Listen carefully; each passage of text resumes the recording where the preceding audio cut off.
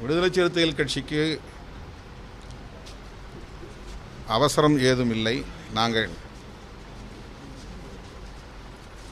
கட்சியின் கட்டமைப்பை மறுசீரமைப்பதிலே கவனம் செலுத்தி வருகிறோம். அதற்கான ஏற்பாடுகளை செய்து வருகிறோம்.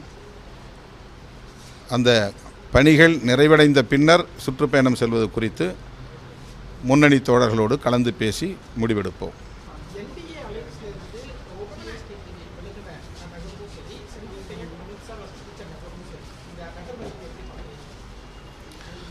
அதிமுக சுதந்திரமாக செயல்படவில்லை,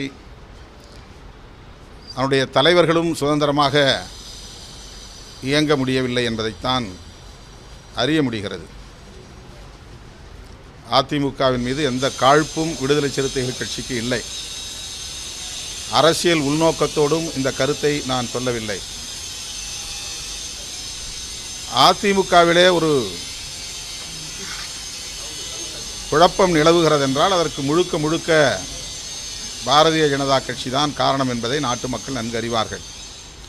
சசிகலா அம்மையார் அவர்களால் செயல்பட முடியாத அளவுக்கு முடக்கப்பட்டதற்கு யார் காரணம்? ஓபிஎஸ் அவர்கள் தனிமைப்பட்டு நிற்பதற்கு யார் காரணம்? டிடிவி தினகரன் அவர்கள் தனிக்கட்சி தொடங்கி தனித்து இயங்குவதற்கு யார் காரணம்?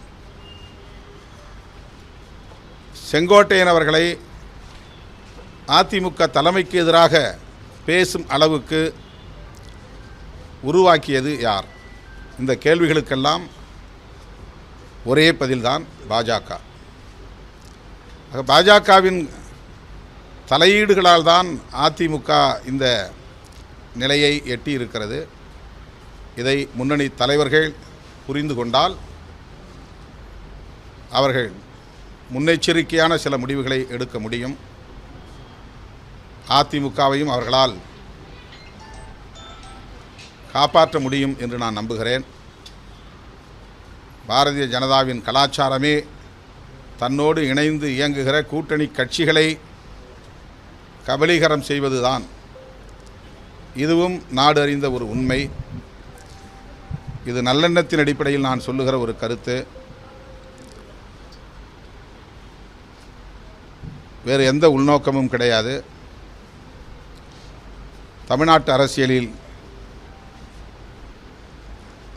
ஒரு திராவிட இயக்கத்தை பலவீனப்படுத்திவிட்டால் அவர்கள் எதிர்பார்க்கிற அளவுக்கு பாரதிய ஜனதாவை இங்கே வளர்த்துவிட முடியும் என்று நம்புகிறார்கள். இந்த உத்தியை புரிந்து கொண்டு அல்லது சூழ்ச்சியை புரிந்து கொண்டு அதிமுக முன்னணி தலைவர்கள் செயல்படுவது நல்லது.